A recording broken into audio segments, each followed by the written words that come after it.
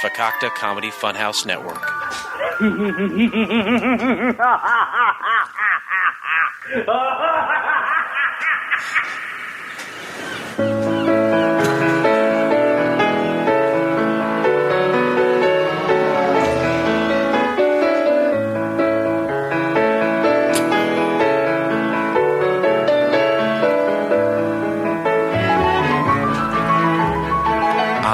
Yes, welcome all of my friends to the show Couch Pilots. It's where we dare to fly into the unknown territory of awful television pilots of the past. My name is Jason, a.k.a. the Black Jack Black, and across from me is Captain Philip Ressisher. Good evening. Good evening, sir. How are you doing? I was going to go on a tirade about how tired I am and what I did today, and then you said, let me press record, and then you showed me a bunch of blood. So I think my tiredness, I'm going to throw it to the wind. No, I want to hear about your tiredness. I'm really tired. Okay. And what's all this blood? I don't know. I just looked down and my leg was bleeding. I think I hit it, in the cockpit door when I was getting in. Because I'm wearing shorts today. Seriously, how many times do we have to tell John to file that off? Because it's happened to everyone. It's ruined 3 of my best pilot pants.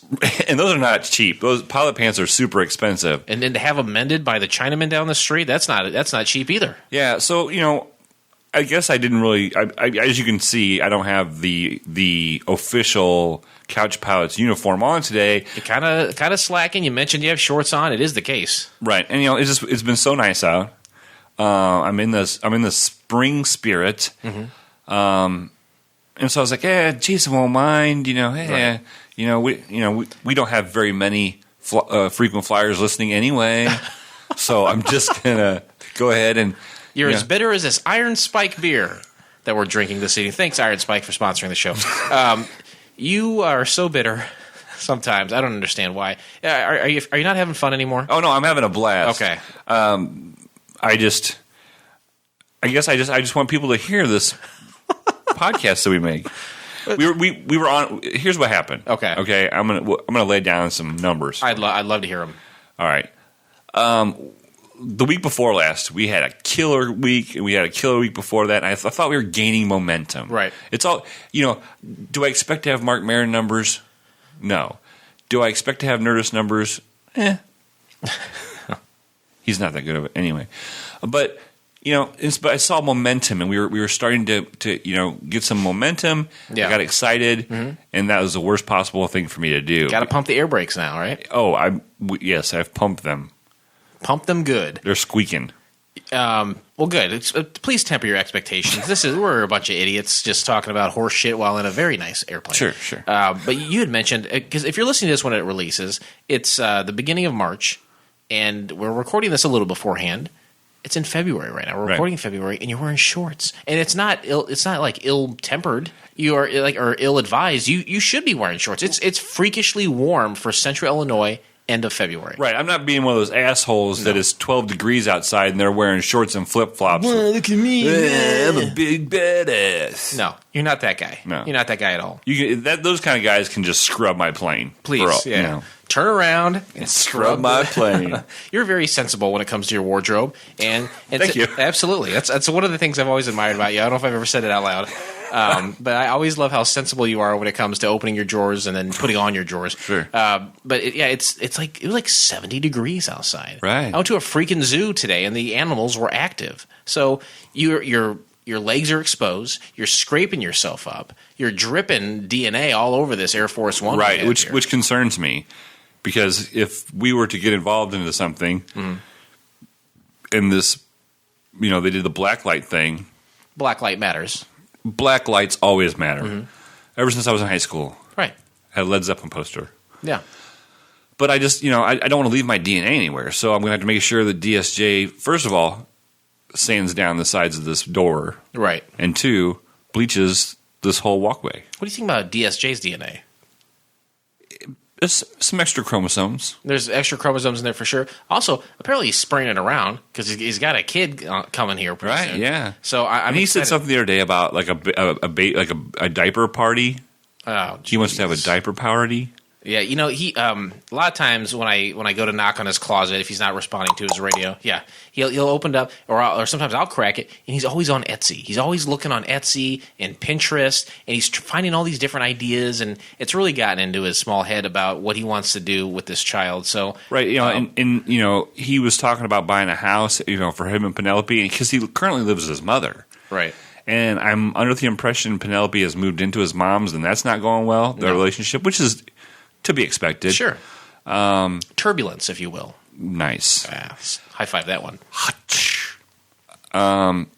Yeah, so I don't know. I mean, it's pretty overwhelming, life-changing experiences right now, and the last thing he should be thinking about is a diaper party. But I think I'm going to contact Lori Garcia and see if Big Dick T will head up arranging that party and getting everything ready for that party. That seems like something he would be really good at because he's an IT guy. Yeah, I agree.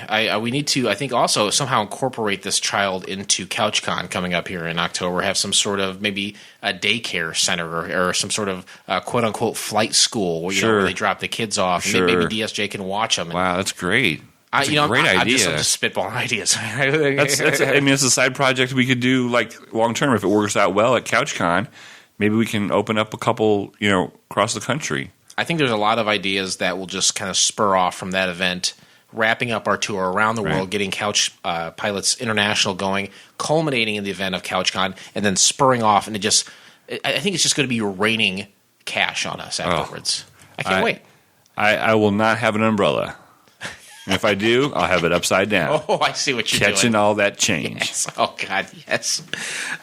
Speaking of catching change, I went to the zoo today, and it was okay.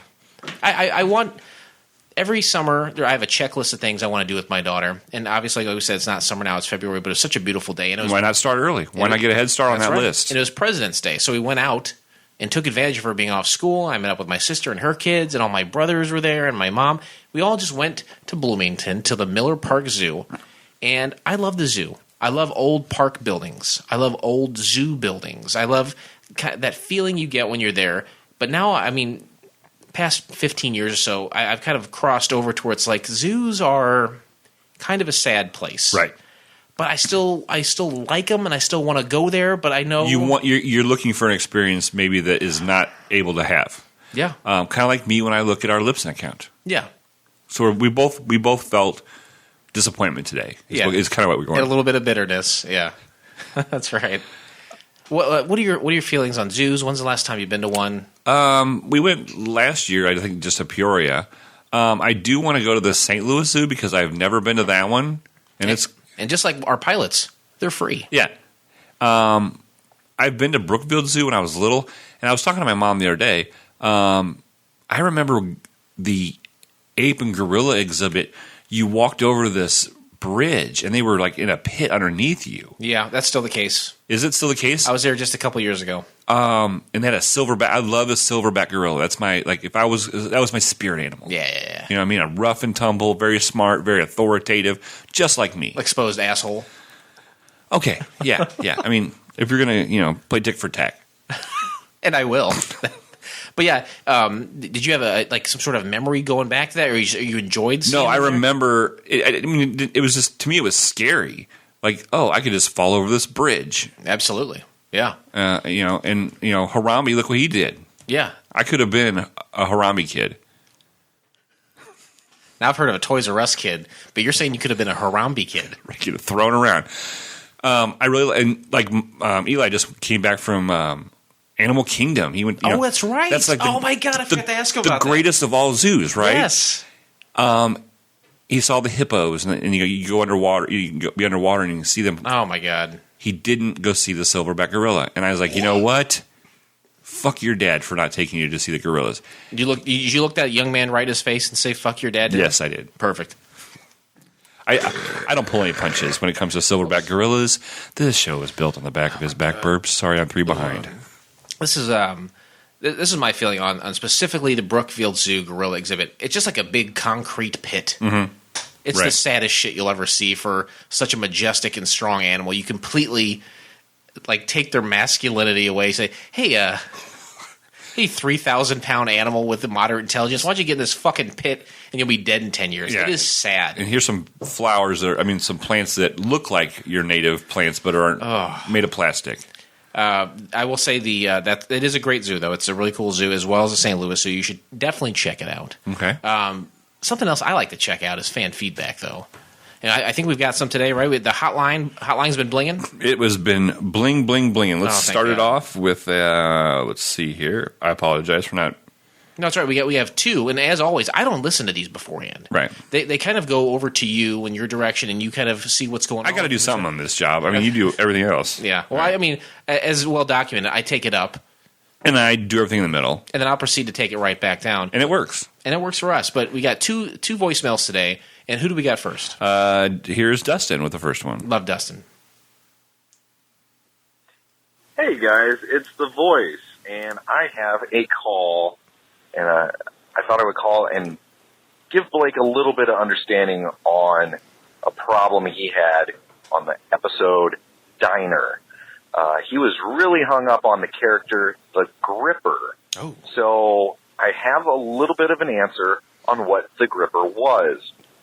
Apparently, the Gripper was a deleted character in the original movie, Diner.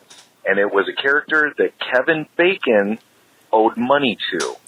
And he would follow him around, harass him in the parking lot, and, shake people's hands with a vice grip and all this kind of stuff. And he got left on the cutting room floor.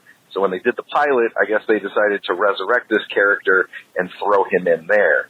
And much to Captain Restassure's chagrin, that's what they did. So I hope that adds a little bit of clarification, and you can now sleep at night. And keep up the good work, guys. I will see you soon. Bye. Wow. Great. If it was put on the cutting room floor in the film, why would you put it in the TV show? Exactly. It makes no sense. Well, you know what? It's okay if they put it in the TV show if they explained it. Okay, yeah. But on the show Diner, they said, here's a guy lurking outside. And you and I talked about that, too. We said, hey, I think this might be a bookie. Right. Maybe someone owes money to this guy. Apparently, Dustin did a little bit more scouring than I was able to do for this fucking thing. And he says, absolutely, that's the case who this person was. But they left it on the cutting room floor. They bring him back for the pilot, explain it in no way whatsoever. And you, sir, can't get to sleep at night. I had trouble sleeping. The Gripper has probably caused me the worst diarrhea of any pilot we've watched, just for that fact. It's funny what mental turmoil can do to your gutty works. Thank you. Right? You're welcome. And thank you, old friend. And thank you, Dustin. Boy, I tell you what, this guy is just hungry for frequent flyer points. Anytime someone listens to the show, anytime they promote the show, tell a friend, download it, whatever. Tell a friend. Yeah, just like Stained once said, tell a friend. You get frequent flyer points. Mm-hmm. And people think, I listen to podcasts all the time. I never get anything. Yeah. We're giving – you listen, you contact the show, you call in, you post on Facebook, you download the show. You're getting frequent flyer points. It's like money in your pocket. It's currency, right? We're giving you a free podcast and then giving you surprise prizes. We're losing money hand over fist. We're the worst businessmen. We're very stupid people. We are perfect for an airline. Not one airline has ever succeeded. No. Except Virgin Air. Oh, I love Virgin Air. I like to become a member of the Mile High Club on Virgin Air. High five that shit. Yeah, the frequent flyer points, they say, well, how do you guys know? How do you know how many points I have? How do you even know I'm telling people? You guys are so stupid. I listen to you week after week. You're a couple of dumb motherfuckers. Right. You're exactly right. We are very stupid. But we're smart enough to know that we can't do it alone. So we buy the 7,000-pound machine, known as the Pachinko machine. Only 3 in existence. Only 3 out there. We don't have to plug it in. There's no solar panels. It's all wind operated. It's all gears, gizmos, springs. I make Eli come down every night before he goes to bed and wind it up. And you should. A young boy's that is his duty. His biceps are huge. He's a ripped little kid for a 9-year-old. Yeah, he could kick any guy's ass. Just any guy, not a kid his age. Oh, just any guy. Yeah, I wouldn't mess with that child. Another guy I wouldn't mess with is Tyler. Our buddy Tyler, if you've never heard of the show, Tyler wrote in not too long ago, got some frequent flyer points by... Frequent flyer fan fiction. Right, and he's comment on that right here. Hey guys, this is Tyler. Just want to say I'm relieved that my theory was wrong. As soon as I found out that DSJ was okay, I just had a sigh of relief because I knew the Couch Pilots would keep on keeping on. But this whole theory has given me an idea about some fan fiction, and it will be kind of like you say, you know, a cross between you and Drunken Lullabies. You know, it'll be kind of similar to my theory, except DSJ was lending a helping hand to the Black Magistrate, but Jason told him just to go away. Well, that's when Biermanski shows up and forces Jason to undress. And he pulls out a bottle of Oculto,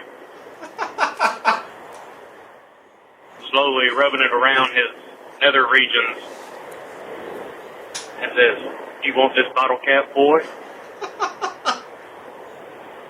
And that's when Biermanski decides to sodomize Jason. Anyways, that's just kind of what I've got going. Love the show. Keep on keeping on.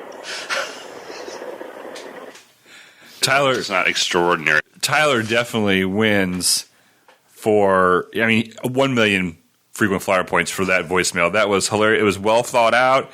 A lot going on there. It was awesome. I listened to it. When I first listened to it, I fell down on the kitchen floor laughing so hard. That's what he's got going on there. He tied everything together. He's like, that's what I got going on over here. Tyler's logic is seamless. Okay? And of all the times we've done that bit, we've never said, sodomers. Oh, you can bet we will now. I feel like he's tying a ton of things together. He's tying up. If this was the last episode of Couch Pilots, he all just questions are answered. Exactly. It was great. Yeah. FCF Network has been around for a little over a year now, and I was on the first episode very graciously of Drunken Lullabies with Dustin and Biermanski, and they say, hey, bring a beer. And I don't know anything about craft beer. I do know I like bottle caps, as mentioned, and then will be sodomized in the fan fiction by Tyler. I brought a 6-pack of Oculto beer, which is awful, but they have a bunch of different bottle caps over the course of 6 different beers. I was like, I'm going to pick this up. I'm going to win all around here. And apparently he remembers that, as I have been shamed frequently and very often by the Drunken Lullabies guys for having brought the Oculto, and that came into play very heavily in his fan fiction. It was great. Amazing. Hats off to let's high five him. High five. Thanks, Tyler. Thank you so much. And thank you, Biermanski. What a fun-filled section of fan fiction. I got one more thing of fan feedback, just real quick. Let's hear it. It's never an episode of Couch Pilots without some fan feedback from Lori Garcia. Love her. When we posted the Diner, Season 7, Episode 1, she posted, "Thank you for supporting your Puerto Rican First Lady. Pro tip, every time someone says Big Dick T, my tits get perky." Oh, mercy. Whew. And I didn't want to reply to that. I think you're getting a little perky over there. Well, did you end up replying? Oh, yeah. We love you guys so much. We talk about you both on the Shadow and, of course, on NYPD 2069 coming this month. Give Big Dick T a kiss from us. I feel like she's going to give him a lot more than that. Oh, yeah. Oh, man. Ladies and gentlemen, the captains have turned on the fasten seatbelt sign. You're damn right. Blake, do you like your TV shows hot, heavy, and with only one episode? I love them that way. I would build my life around it. Do you like your airplane pilots drunk, fake, and willing? Yes. Then boy, oh boy, are you in luck. This is the show for you. Oh, great. That's what we do. What I just said, that's the things we are. It sounded familiar. It does. Today we discussed the pilot episode of The Art of Being Nick from the year of our Lord 1986. It's a great year. Great year. I was 11 years old. I was 5. Number 5. Wow, 5 is a good age to be. You are old enough to use know the bathroom, better. and the difference between right and wrong. Mm-hmm, but it's still too young to care. Absolutely. Boy, and 11, of course, being an aged with 2 ones in it. It's like, you're that either way. Either way, you 1-1 or go backwards 1-1. Yeah, and what's that called when something reads the same way front and back? Soliloquy. Mm-hmm. That's exactly right. So what a cycliloquictic age, and God bless you for it. Now let's travel back, okay? Let's go back in time. That's where I want to go. Digital time machine going back to the year 1986 so we can properly judge and take in this pilot. Mm-hmm. Soviet reactor at Chernobyl explodes on April 26th, causing the release of radioactive material across much of Europe. Chernobyl, right? It was devastating. That word goes hand in hand with nuclear disaster, right? Exactly. Michelle Gorbachev, I think, pushed the wrong buttons or something when that happened and caused it to happen. I think they did it on purpose. I don't think it was on accident. No. I think it was on purpose. They probably so. They said, you know what? Fuck you guys. If we're willing to do this to our own people, what are we going to do to the rest of the world if you F with our A's? If you F with our A's. And to be honest with you, didn't the Indians do that to themselves? Absolutely. The Indians said, I know exactly what's on that blanket. You know what? I'm going to take it. And I'm going to lick it. I'm going to lick it. And then go kiss my wife. And then I'm going to... Son of a... My son. Jeez. These Indians, these Russians, they're ruthless. And this really just kind of caps that off, saying, don't F with the A's, right? Also known as son of a... The Hands Across America charity event is held. Oh, do we get it all the way across? I don't even remember. I remember like every school was doing their own version, but I don't remember anybody connecting. 2 groups connecting their hands. Just a lot of open ends, a lot of left and right hands flapping on either end. It was during May of 1986. The publicity campaign asked Americans to join hands in a human chain across the country. Those who participated were asked for a $10 donation to get a place in the line. Approximately 6.5 million people participated. The money raised from the donations was used to help people in poverty throughout local charities. The event was held by the same group of people that made USA for Africa. So there's some think tank out there saying, what ways can we make giving and participating sound fun? Right, because if I said, hey, Jason, can I have $10 for this cancer charity? I'm saying absolutely not. No, thank you. I'll tell you what, Jason, for $10, okay, you can be part of a train for cancer. And if you give us $10, I'm listening. You'll have a spot in the train, and all proceeds will go to cancer. So I get a ride on a train, and I'm part of something bigger. You be part of a train, but if you want to ride on a train, that's fine. I would love to. I mean, how much is an Amway ticket? Probably $10. Perfect. Amtrak, maybe. Amway is that company. Yeah, I was letting it go. Thank you. It's late. I'm weary. Yes. I know your planes don't include me. I know your planes. There you go. I don't remember this. I was 5. I've often heard it mocked over the years and referenced. I have no real frame of... Our school did something, I remember. These are hands around the school? These guys probably just do a circumference around the building? Like a satanic cult worshipping thing. Oh, mercy. Listen to next week's episode of Couch Pilots for that. Space Shuttle Challenger disintegrates 73 seconds after launching, killing all 7 astronauts on board. The Space Shuttle was launching from Cape Canaveral in Florida. Its mission was to bring 7 astronauts into space, including a teacher who had been specifically chosen and trained to join the mission. Tragically, all the astronauts on board were killed in the explosion. It was later discovered that O-rings on the rocket booster had been compromised in colder temperatures that were experienced in days leading up to the launch. I remember very, very vividly this day. I remember this as well. There was a TV in the classroom. Love TV. It was on the big cart. It was a big tube TV. They wheeled it in, and we were watching. We were watching this teacher go up in space. And you weren't watching it because the tragedy was being replayed. You were watching it live, in real time. Real time. We're watching, this is a momentous occasion. Absolutely. And then it goes up, like I said, 73 seconds later. Was anything done in the middle? No, and that was probably the problem. the teacher was probably supposed to do the stuff in the middle. And they didn't, and then it came right back down. Very quickly. Hot. It came in hot. DSJ has said, hey, remember that one time you were drinking a lot when we did that one flight? And, DSJ, when you came back, said you brought it in a little hot. Yeah. This shuttle pieces were coming in hot. It's tragic. Yeah, it's totally tragic. Absolutely. And this is my train of thought, 'cause I genuinely do remember this. And it's kind of a testament to the Hands Across America being the same age. I didn't remember that. Sure. But I do remember this. And really, for me, that really put a negative spin on the NASA program from there on out. It wasn't as exciting anymore. Like it used to be a big thing when they would send a shuttle up or a rocket up. Mm-hmm. This weekend on Facebook, I'm flipping through in the morning. Oh, there's a live feed of a rocket going up. Guess what? It had already gone up like 12 minutes before. Like I didn't know. Back then you said, "Oh, the shuttle's going to launch at this time." Yeah. And everybody watched it. Be there, be square. The bloom is off the rose at this point with the space shuttle. But yeah, before this tragic accident, you were a huge NASA guy.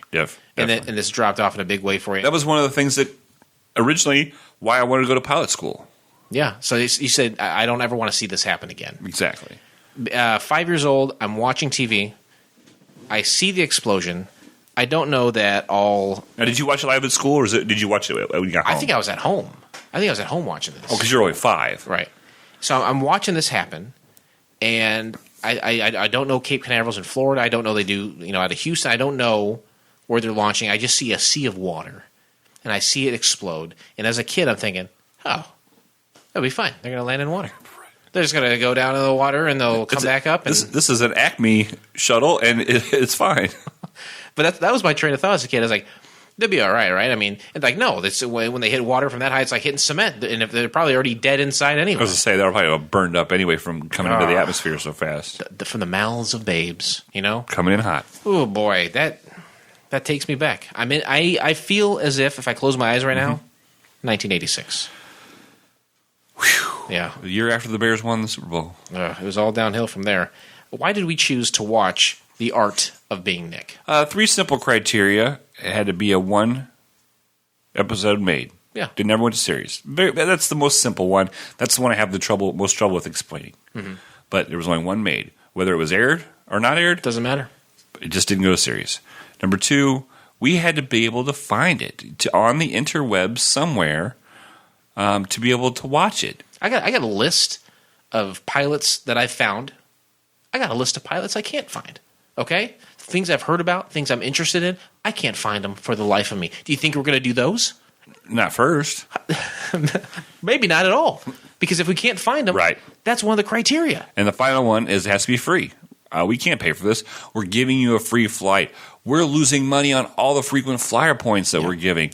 But we do that for our fans. Yep. We cannot add the cost of watching these pilots. No, we would not. We wouldn't pass that along to you. Why would we do that? Do you want to pay $30 per episode to listen to this? No, thank you, sir. You don't even want to listen to it if it's free. But if you did, where could you find the entire episode? You can find it by subscribing to Couch Pilots in iTunes, or perhaps even your favorite podcast app of choice, and then click on one of our classically blue links in our show notes, or go to YouTube. And you know what to do, Tube. I do have something to say about the classically blue links. Okay, yeah, let's...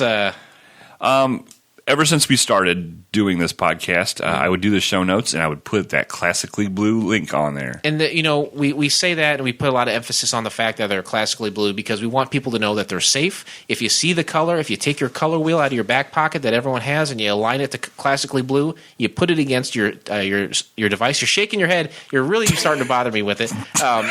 What's going on? What am I saying wrong here? Every time I copy and paste it into Libsyn, it's blue. When it goes to post, all our hyperlinks are the same color and the same font and the same text as all the rest of them. So I imagine it's the same for iTunes as well. All this time, they haven't been Hold on a second. They have not been blue. This is not a bit. In iTunes? Yeah, I don't know if I don't think that they are in iTunes. I know they are not on the Libsyn site. In what format are they not classically blue? In the show notes. But anywhere? Anywhere. Hold on a second. I'm pulling up our very own show right here.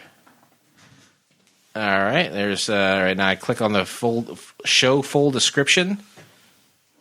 Oh my god! I have rectified it. So as of this episode, it will be blue. What would you call the color before? It was just regular font. I'm saying passionately fuchsia. This is a passion fuchsia color. Let me see. Hold on, there we go. Oh, we've been debunked. Oh, mercy. And you know what? No one has ever called us out on it. Oh, boy. Sorry. Okay, well... should I keep it a secret? I feel like I need to be honest. No. Honesty is the only policy in my book. You can find the entire episode by subscribing to Couch Pilots on iTunes or your favorite podcast app of choice, and then click on one of our passionately fuchsia links in our show notes, or go to YouTube, and you'll know what to do, Tube. I love that tag. Flight attendants, prepare for takeoff, please. DSJ, giving us the thumbs up. DSJ A-OK. And into the wild blue yonder we head. Beautiful night. Beautiful night. Terrified of what those links could put on my phone, put on my PC, put on my Mac, put on my tablet. You have a Mac? A Big Mac. Have you had the Grand Mac? They've got the Little Mac, they've got the Big Mac, and they've got the Grand Mac now. No, I like a Big Mac with no sauce, no pickle. That's not a Big Mac then. That's just a series of no. What are you? Okay, all right. Summary of the pilot. Oh Christ, I'm so angry right now. A spin-off attempt at making Nick from Family Ties viable in his own show where he plays a struggling artist. Hey. Pretty good summary. It's short. It's easy to read. I think Nick would have been able to get through it. Yeah, and we'll dig into that for sure coming up here. Now, do you remember Nick? I do actually. Yeah, right. It was the girl, the older daughter, Mallory Bertinelli. Yep. It was her boyfriend, formerly the wife of Van Halen, Eddie Van Halen. Yep. Weight Watchers spokesperson, but and he had a motorcycle, and he had long hair and one earring, and he drove, and he looked like a motorcycle badass, but he was not that at all. No, he looked like Rambo in the first Rambo movie, and he sounds like if you look at a picture, he's got the army jacket on and the long feathery hair, the mullet head kind of. Yeah, it looks. I'm going to bring up a picture. And I hope that you do. Maybe in the you do the show picture, right? Sure. Maybe you could throw Stallone in there too. It's up to you. I'll put something together. Yes, he is. He looks like a badass motorcycle guy, but he's gentle and dumb and almost like bohemian, I would say. Is that fair? Yes. Okay. Most artists are look bohemian. Yeah.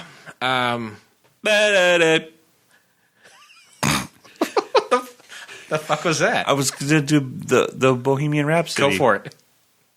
Sing as much of Bohemian Rhapsody as you know. I need the first line. Or a line. Mama. Mama, ooh, I didn't mean to make you cry. It's not my fault the O-rings were too cold. Blow up, blow up. 'Cause it doesn't really matter to me. Dun, dun, dun, Right. dun. Yeah, that really sums up the pilot right there. But let's pull the curtain back. Let's take a look at things you wouldn't know. Yeah. But someone get some goddamn oil on that curtain. Can I get some goddamn oil in this bitch? Goddamn oil. Interesting facts. Boy, I tell you what, if there is one segment that this show is known for over anything else, is not only the segment known as Interesting Facts, but the beratement that I give you for violating what is only known as the Conrad Rule. Yeah. A couple episodes ago, I had a little problem. A little slip up?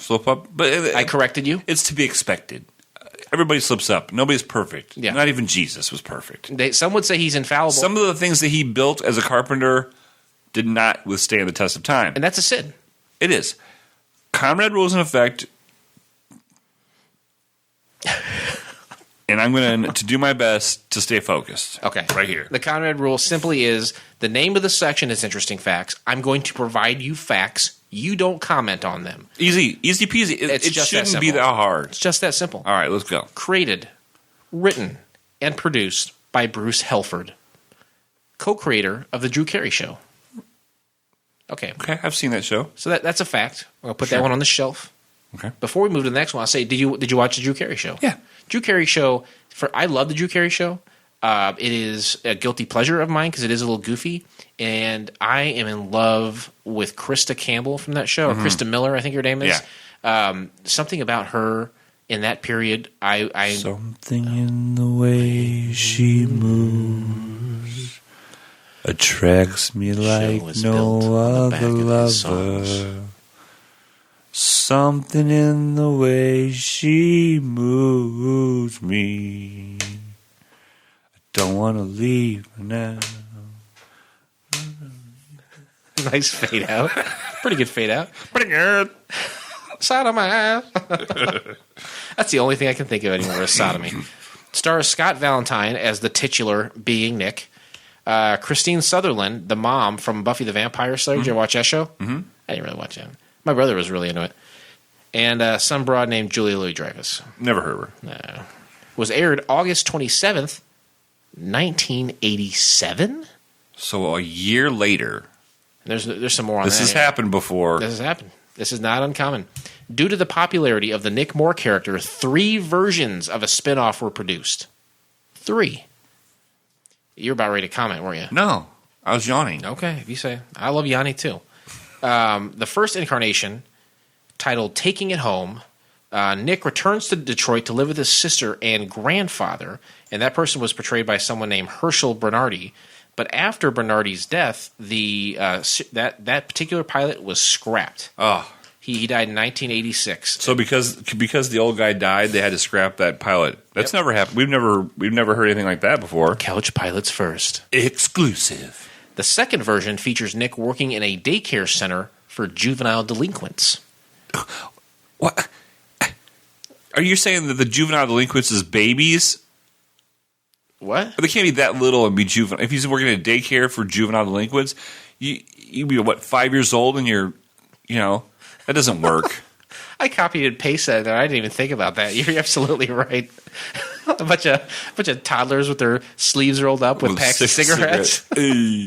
A bunch of mom tattoos. Hey, Nick, shove it. That one I had read something about people saying, hey, this is all these kids are making fun of how stupid Nick is. That doesn't translate. That's not funny. It's mean-spirited and evil. So I think that's why that one didn't take off. But despite garnering solid ratings, NBC did not pick up the series, reportedly due to the network's reluctance to the network's reluctance to lose the popular Nick character from Family Ties. They felt him so crucial as a recurring character they didn't want to lose him. Wow. Interesting facts over. Okay. You know what? To be honest with you, you've done a lot of these interesting facts packets. Yeah. I guess you call them packets, right? That's how I call them. That's a pilot thing to say for show pilots. You always put a good packet together. Thank you. This one was a very consistently good packet of interesting facts. I'm not going to tell you if I thought they were interesting or not. I'm glad that you wouldn't. And I'm not going to press any further or feel like you're trying to offend me in any way, but absolutely there are cases when the quality of facts can wane. Right. Okay? And I'm not going to qualify any one particular fact and violate the interesting facts rule, but I will say you're right. This was very consistent information. Unbelievable. Consistent facts. Thank you. What do you got there? You got something new report? Yeah, I just want a little what's that called? Foley work? All right. Let's do a quick commercial from one of my favorite shows, the Low Blow Podcast. Are you sick of spoiled white people and Donald Trump bringing you the news you could care less about? Are you sick of trolling the interwebs for penis-related news only to end up flaccid? Do you lust for Florida only the way a mother lover can? Then look no further than Fakakta Comedy Funhouse's Low Blow Podcast with Adam Z and Dave Rowan. Streaming live every week at lowblowpodcast.net and available for download Thursdays at fcfnetwork.com.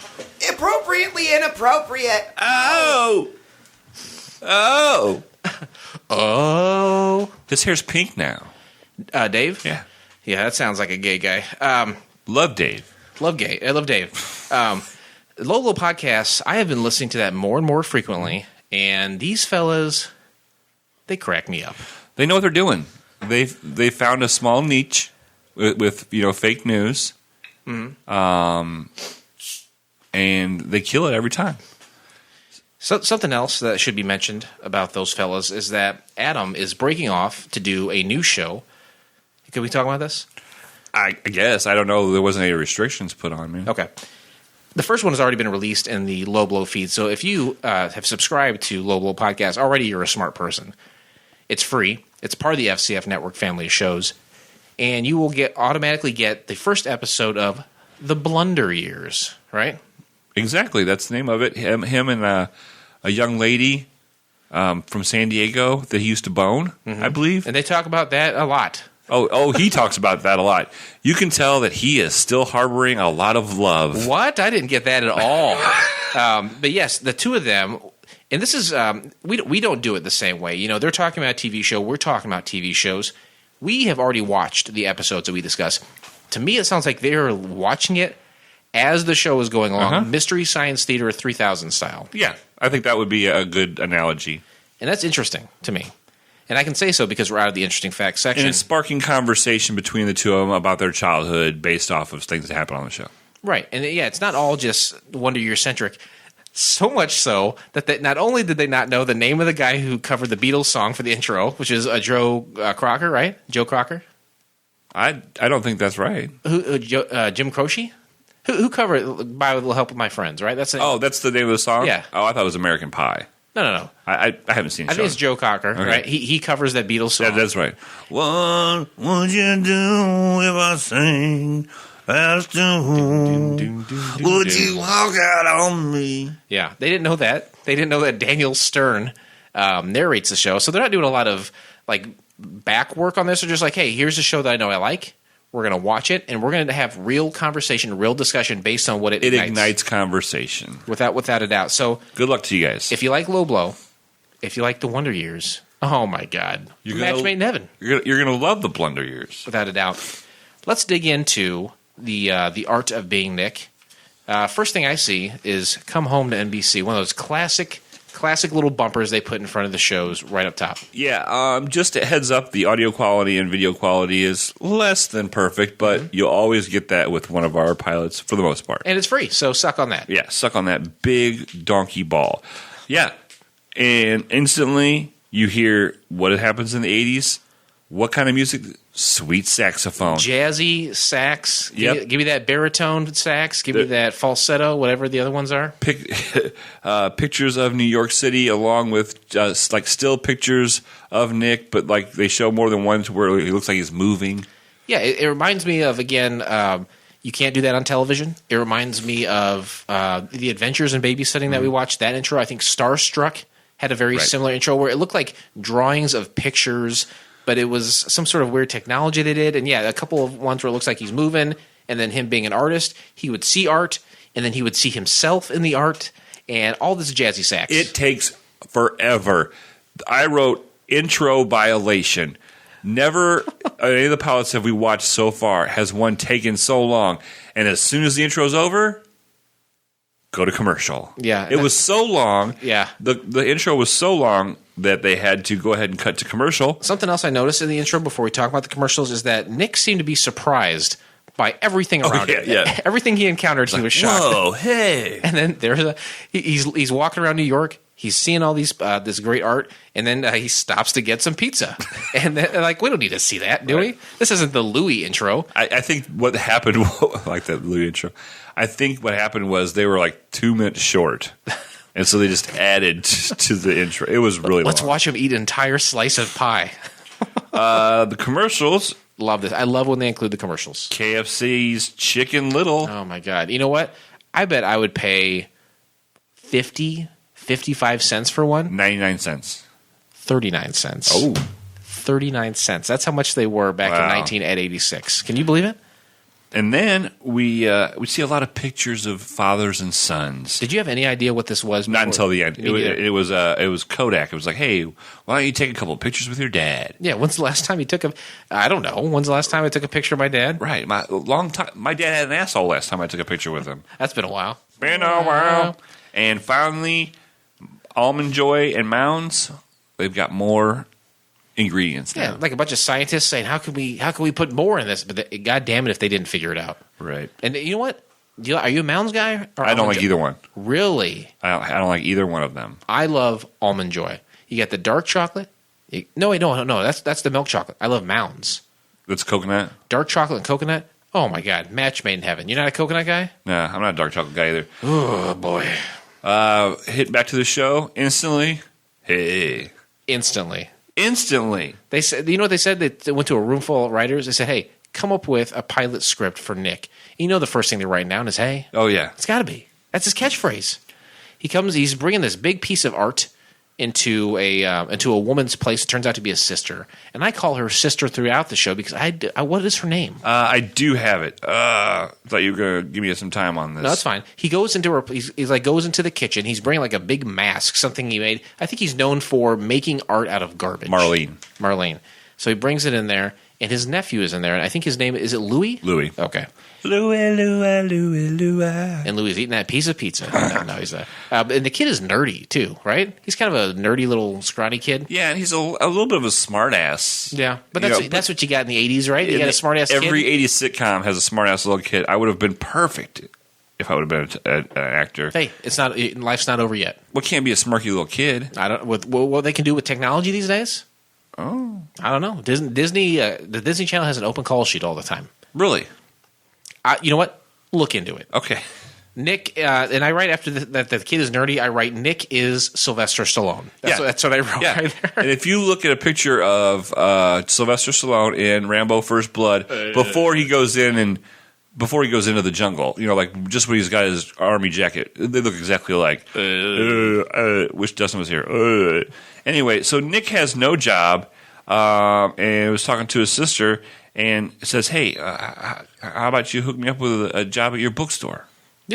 Yeah, and she's like, "I don't know, Nick, you don't read." Yeah, right. I wrote this down about 15 times on my notes.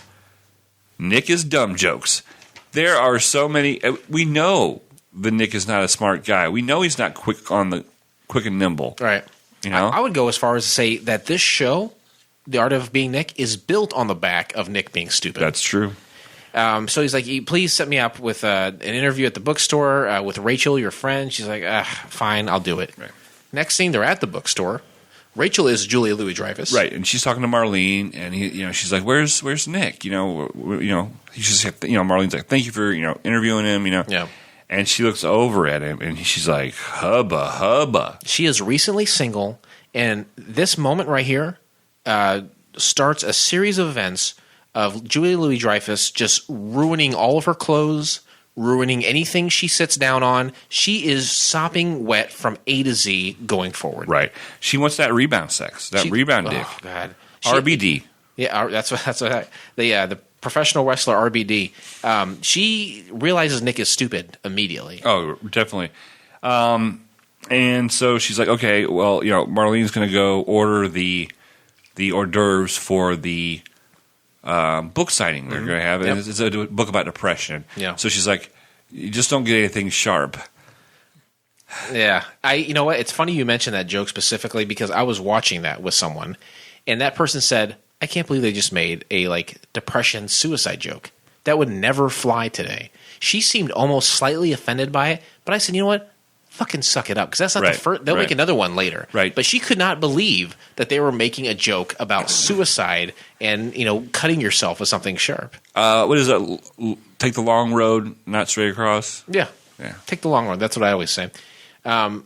yeah, Rachel really hammers it home that she is just out of her mind horny, and Nick's catchphrase is already waning on me. Sure. I think he said, hey, conservatively, 4 or 5 times at this point. Mm-hmm. And the crowd seems to love it every time. But this guy, not so much. Yeah, and Rachel's trying to interview him, and she keeps, she's basically, 2 things. She's hitting on him, getting wet. This is 3 things. Hitting on him, getting wet, and calling him stupid, and pointing out how dumb and uncultured he is. That really is. She starts saying, what kind of education you have? I have none. Okay, community college? No. Foreign films? You ever watch any of those? No. Do you ever read books by these renowned authors? No, I don't know what that is. And she's like frustrated, and she's like, I'm still going to have to fuck him. Yeah, she really pretty much does just say that. She says, Nick, how old are you anyway? Nick is 24. Nick looks older than me. Oh, definitely. He looks 38. And he seriously could be maybe in his mid-20s at that point.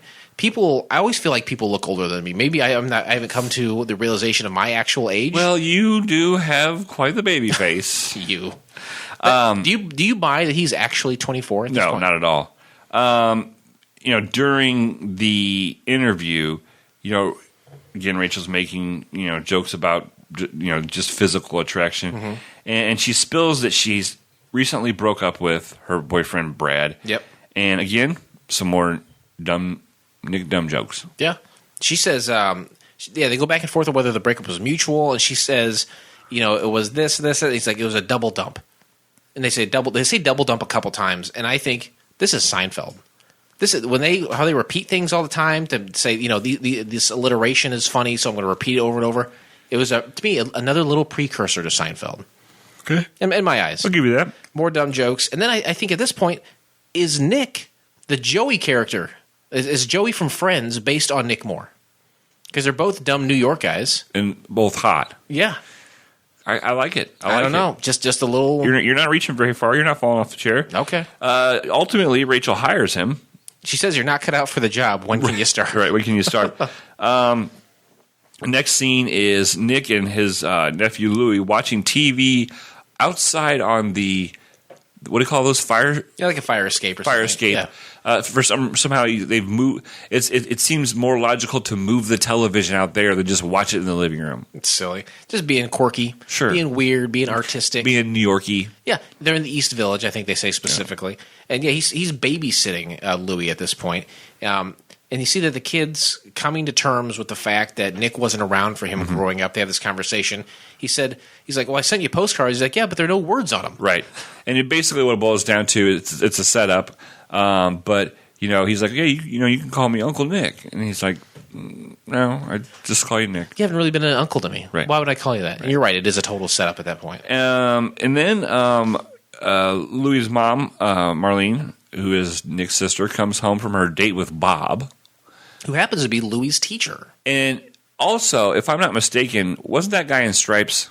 I'm going to have to say no. And the only reason I say that is because the cast listing for the show, The Art of Being Nick, was so short that I kind of know who's in it. His name was John Dayman, and I believe this is his only acting credit, is this show.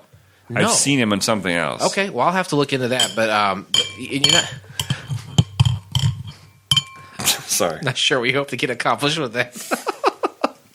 There's a big payoff at the end. Bob is a nerdy looking teacher guy. He's not. Are you sure you're not thinking of Harold Ramis' character? Maybe that's. But I know I've seen this guy somewhere. What's his name? John Damon. It's John, traditional spelling Daman. He played Louis. Oh wait, Louis. No, that was the kid. Oh, maybe I'm wrong here. Let me go back. So the kid. Bob was... I've seen this guy in something. Ray Butencia. You know what? You may be right. My apologies. Let's see what he was in here. Ray Buczynski? Ray Buczynski. Was he in Stripes? He was in Walter, the other one that we watched. He was in Fantasy Island. Heat? Yeah, maybe so, yeah. Rhoda? Yeah. I don't see him in Stripes. Huh. I've seen him in other stuff, though. But I screwed up. That's absolutely... You're right when you say that that's not his only acting credit. Anyway... we got another commercial because he says, you know what? We're back from the date. Bob proposed to me. I said yes, and you can tell that the kid is having trouble coming to terms with it. And I would say the kid is probably between 8 and 10 years old. Sure. I mean, and, he reminded me a lot of Eli. When I asked his mother to, lay with me biblically. And did he not care for that? Nah, he was like, that's not cool. I gotta sleep in my own bed. So Louis is sad about it. And kind of looks into the sky, leading up to a commercial break. Love commercial breaks. This one really shows the date because of the prices. It's a Red Lobster ad, and it's like Red Lobster Feastival, right? Yeah, and it's like $8, right? Yeah, starting at $7.49, right. I believe. If I went there right now to order that same thing, it would be $25. Yeah, you better. And the kids' feast was a lot, 99 cents. Yeah, I can't feed a kid anywhere for 99 cents today. Next commercial, you got some Fig Newtons, and they have the song "We Have No Bananas Today," and there's a chimp walking around hoping to get his goddamn dirty mitts on a Fig Newton full of bananas. Guess what? They don't have it. They've got every other flavor you want. No bananas. You used to see monkeys a lot more in commercials back then. Not so much now. Monkey see, monkey do. Then yogurt. Monkey pee all over you. Oh, okay. Then we have yogurt raisins, yogurt-covered raisins. And they're just raining from the sky. Sure. I don't know about you, but I love I thought they were yogurt. pills. I thought they were ecstasy pills. You think they're doing a commercial on broadcast television for illegal ecstasy? Yes. Okay. It's not as far-fetched as, here, this is a little sneak peek for next week. I know that I'm thinking that they said something in the next pilot we're watching, and you guys are going to laugh at me. Oh, my God, I can't wait to hear Anyway, then we go to a different world promo with our good friend, longtime friend of the show, Bill Cosby. Yep, Bill Cosby. Talking about ecstasy and other drugs. Bill Cosby there sitting with a, I think he's got like a, oh no, he's on the two commercials. Yeah, he's on the phone. This is a promo for the spinoff show, A Different World. He was on the phone with Denise. And she's was she the hottest? Was she the hottest? Yeah, she was. She was pretty. She was the least black. Was she hot? Oh, jeez. Sorry. No, I'm the black magnet, and I do take offense to that. Do you think she's hotter than Tempest Bledsoe?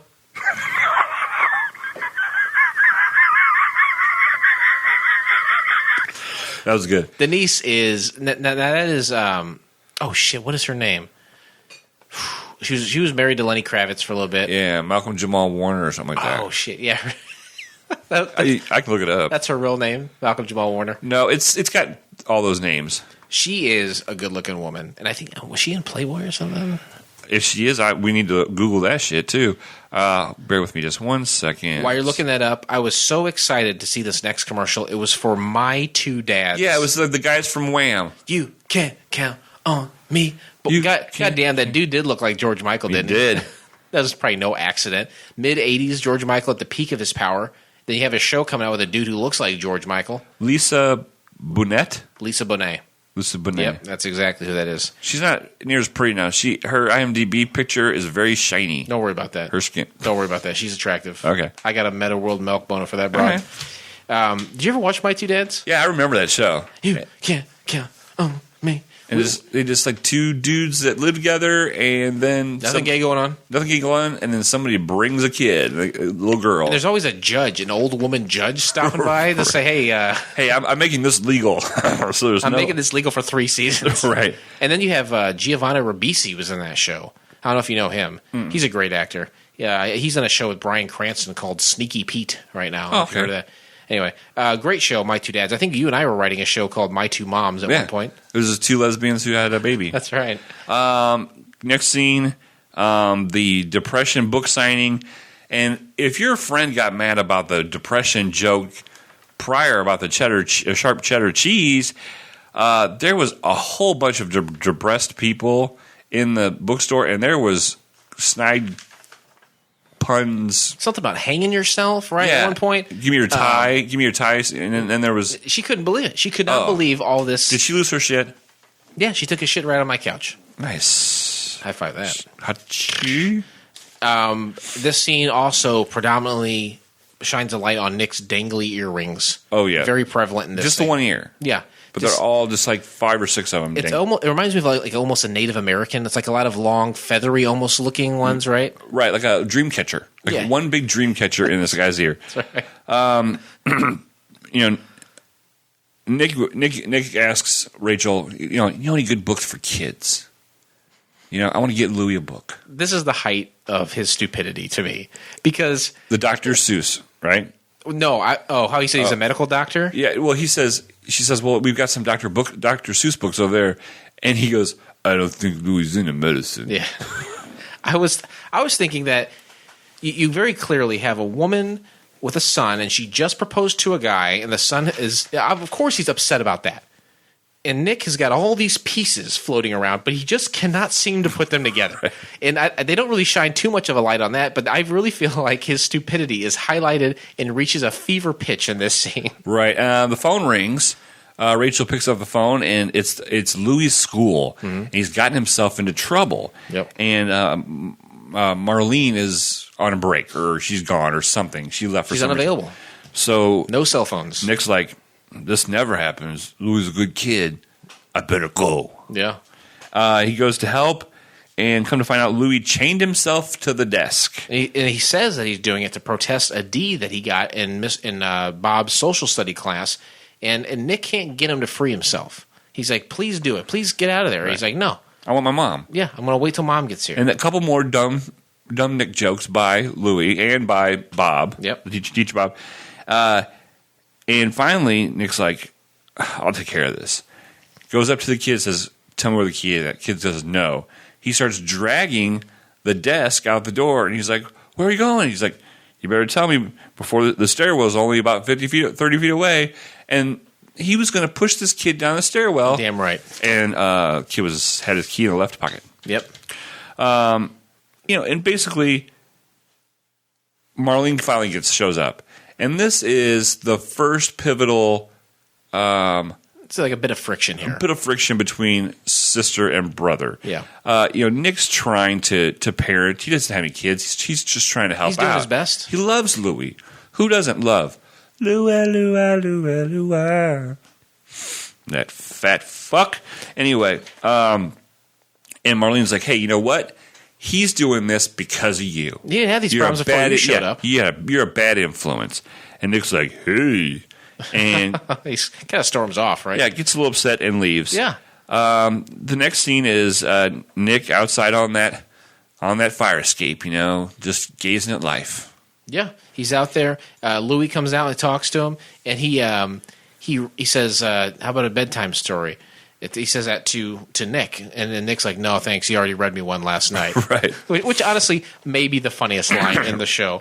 But he's like, "No, why don't you tell me a story?" So then Nick tells Louis a story, but it's Nick very clearly recalling everything that just happened in the show, everything we just saw, and then Louis says, "Louis, you need to be honest, okay? You kind of got me in trouble with your mom. You need to be honest to yourself, and you need to be honest to the people that you love." That's the first step in the 12-step program. Absolutely, it is. Louis doesn't want his mom to get married. And did they say something about baby sweat here? He said something about she dated a guy, or the old husband dated a guy who worked at a baby gym, and then said something about baby sweat. I didn't get it. I didn't get it either. But he doesn't want to share his mom, is essentially what he's saying. Yeah, he doesn't want things to change. Yeah, and Nick is like, basically says sometimes changes for the better. Yeah, he's connecting with Louis at this point. They're working through Louis' emotions. And then when his mom comes home, Louis comes clean to his mom and kind of absolves Nick of whatever problem that, what was her name, Marlene kind of put on him. And she's surprised. She's surprised to hear that he's upset about this proposal. But she's like, what? Just like a typical single mom, only thinking about herself. Yep. Has no idea how her kid feels. Come on, single moms out there, get yourselves together. So Nick basically saves the day. Hey. His sister apologizes, and then the kid turns around, right, and calls him Uncle Nick. Yep, this is good night, Uncle Nick, and everybody starts clapping. And then he freeze frame with his hand pumping like, I did it. I was an adult who did something good. Exactly. But the show's, essentially it's done here. Oh, no, it's not over for us. It's not over for us. Because there's one more set of commercials. Damn right there is. Domino's, avoid the Noid. Love the Noid. Deliver. I used to have the collection of the little rubber Noids when I lived in Chicago. If you ordered a pizza for delivery, they would bring one with them. I'd love to revisit that time. 30-minute delivery or less. Avoid the Noid. Avoid it. Just avoid all Noids. Nutrific Kellogg's brand cereal. It's like a singing 50s diner. Everyone's eating cereal at a greasy spoon. I don't know. It looks like disgusting cereal. Yes. Then our good friend of the show again, for Kodak Film, Our good friend Bill Cosby. Love Bill Cosby. Big red curtain. He's sitting in a huge black leather chair. Spotlights right on him. He's talking about Kodak East. You take a good picture of this, I tell you what. You take a little picture and you develop it, and you got yourself a Kodak moment. Nice. Boom. At the end, credits are rolling. What's coming up next? You got Cheers. You got Night Court. You got the final episode of Hill Street Blues. The series finale. Final episode. Series. That's over. That's all you get. And that's all you're going to get. Except for the turbulence. Please remain seated as we are now crossing a zone of turbulence. The Art of Being Nick, a spinoff, which is, this is not the first spinoff we've done. We did mention Walter, which is oddly enough, this guy who played, I can't remember his name, but the Bob character from this was in both of these failed spinoffs. Sure. It didn't work.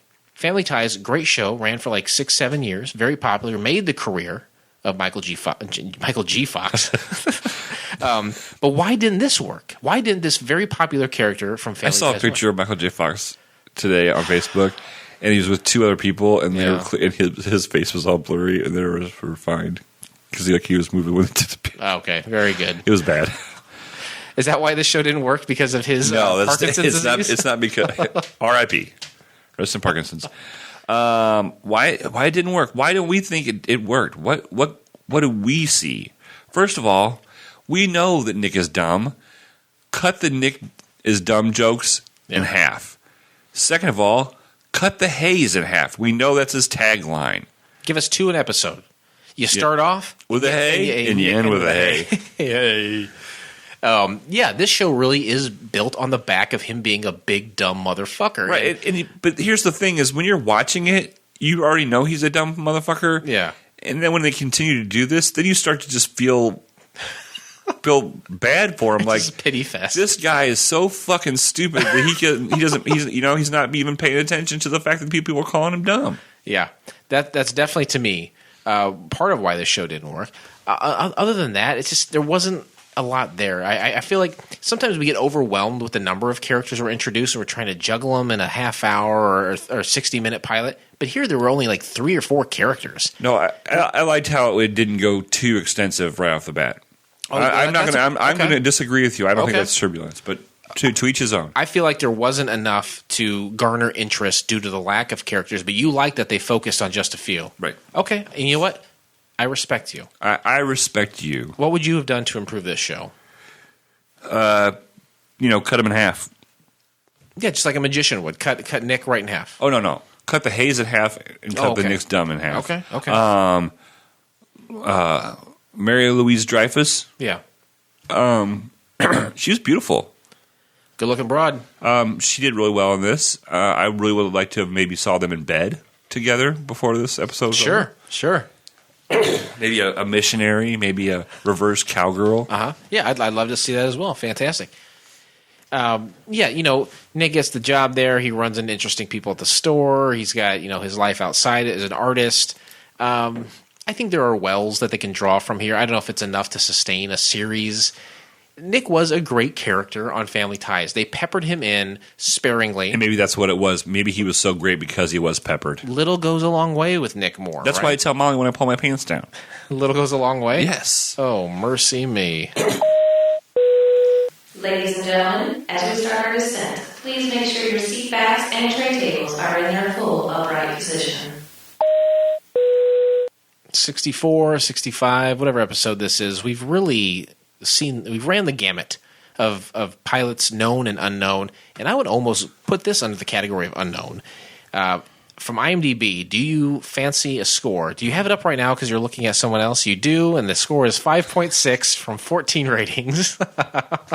Only 14 ratings. Never play cards, okay? That's what I will tell you right now. 14 is not many. There's no critic reviews on this. There's no viewer reviews. And it did air. That's weird because there's a lot of times we get critic reviews on ones that didn't even air. But then when something airs, it's like it was a ghost. I feel dirty right now. I feel a little gross, a little grimy, shameful even. I had to go to YouTube, and of course I knew what to do, YouTube, and I looked at all the comments, and that's where I had to pull reviews from. People's fucking comments from. I'm like a goddamn animal.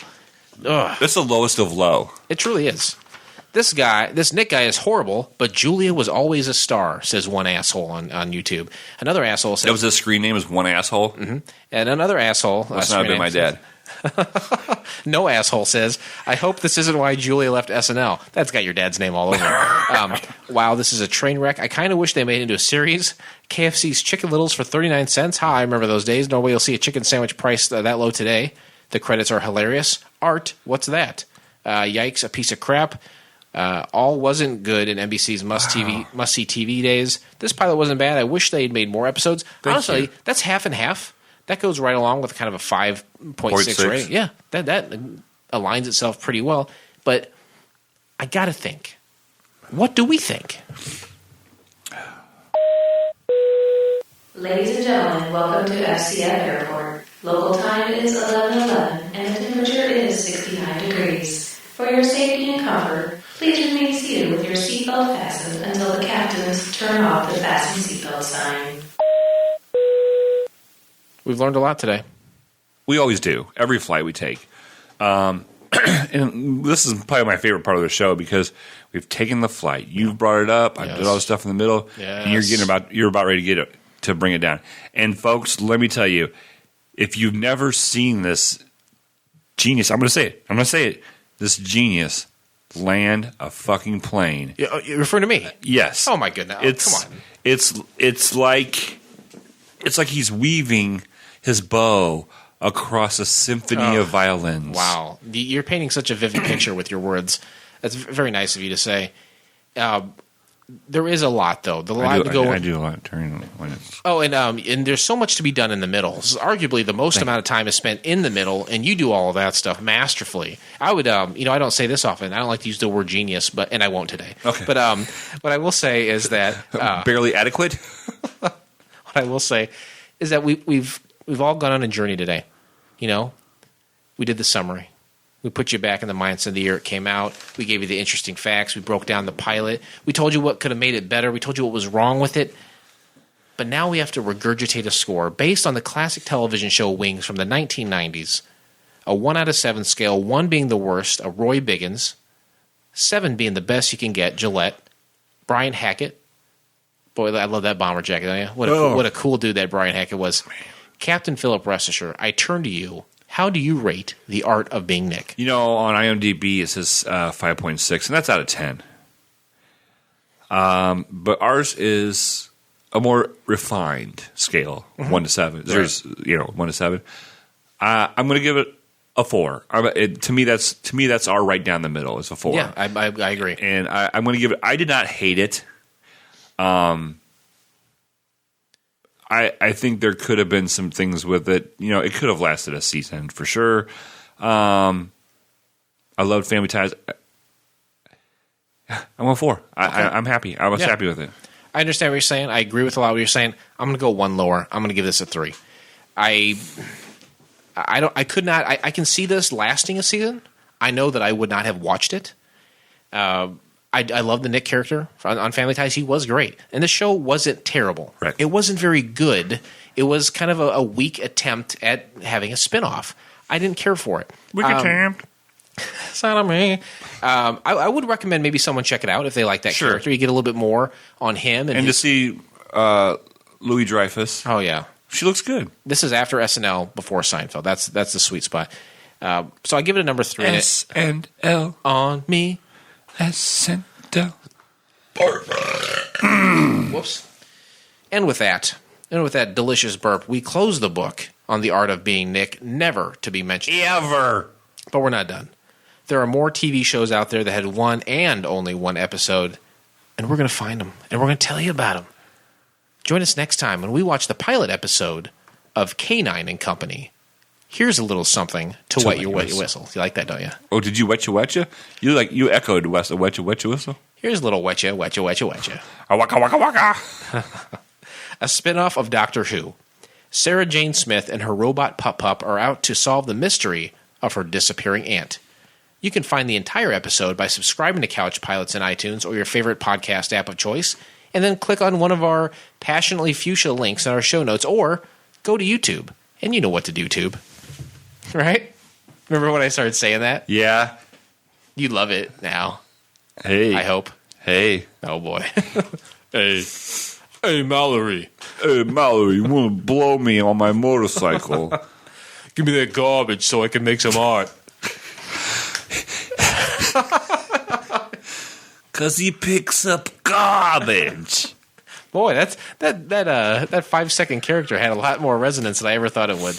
Check out IBWIP at IBWIP.com, part of the FCF Network family of shows. Speaking of our family of shows, check them all out on FCFnetwork.com. That's where we call home. That's our HQ, where we like to check in. That's the name of the airport, for God's sakes, that we park at week after week. Right, it better be HQ, otherwise we're letting some people see our stuff. There's a wonderful family of shows out there, all free, all fun, all interesting and entertaining. You got the Low Blow podcast. Now the Blunder Years. They said we're going to be part of the FCF Network. God bless them, a new podcast. We've got you can still check out past episodes of the song Inside and Out and Sex with Heather. Yeah, I mean, in regards to Couch Pilots, you need to go back. If you enjoy the show, go back and listen to some of our early episodes. There are still a lot of them, like Black Bart, the Munsters cartoon. Yeah. There's a handful of them that don't have a lot of downloads. Go listen to the first episode, which is our pilot. Yeah. We didn't get canceled. No. So we'll never be able to do this show on this show, right? Because of the thing, it's a paradox in right. this. If you want to contact the show, please do it. We'd love to hear from our fans, and we do often, and very gratefully so. CouchPilotspodcast at gmail.com. We're at Couch Pilots Podcast on Facebook, Couch Pilots Pod on Twitter. And if you check us out on Twitter, I'm constantly reaching out to creators, writers, directors, actors, and sometimes they reach back, and you're going to be the first to see it. Go to Instagram, Couch_Pilots_podcast, or give us a call. Call 910-PILOTS-1 or 910-745-6871. Leave us a message. As you heard today, we had 2 messages that we happily play on the show and discuss. Frequent flyer points awry. Also, don't forget to check out our YouTube page. I know you had mentioned it, but just wanted to mention it again. There are a number of episodes where we have the video screen going up, and it's a little bit different flight when you watch it. And also, every episode is audio episode is available on our YouTube page as well. So if you're at work. You forgot your earbuds? Yeah. You forgot your iPod? Yeah. You forgot to download it? Guess what? Just go to Couch Pilots Podcast on YouTube, listen or watch any of them. There's a ton of different ways to check out the shows here on the FCF Network. I really appreciate you listening today. Blake, do you have anything else you'd like to mention to our frequent flyers before we go? Nope. I just want to say thank you, and we appreciate. Please, I do want to say something. Okay. I apologize. I do want to say something. That's fine. Just share the link on your Facebook page. Tell your friends. We talk about this all the time. Post something about it. Post a link. Help us. Yeah, if you like the show, help it grow. Right. Right. Yeah.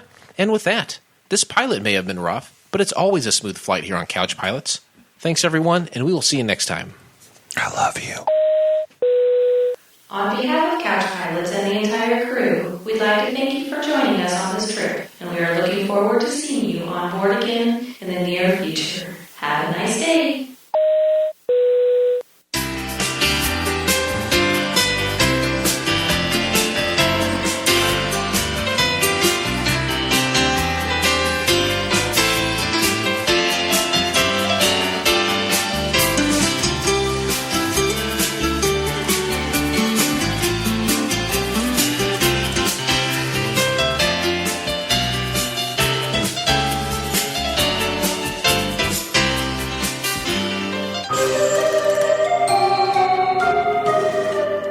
This has been a Fakakta Comedy Funhouse production, produced by Jason Tosher, executive produced by Blake Clayton.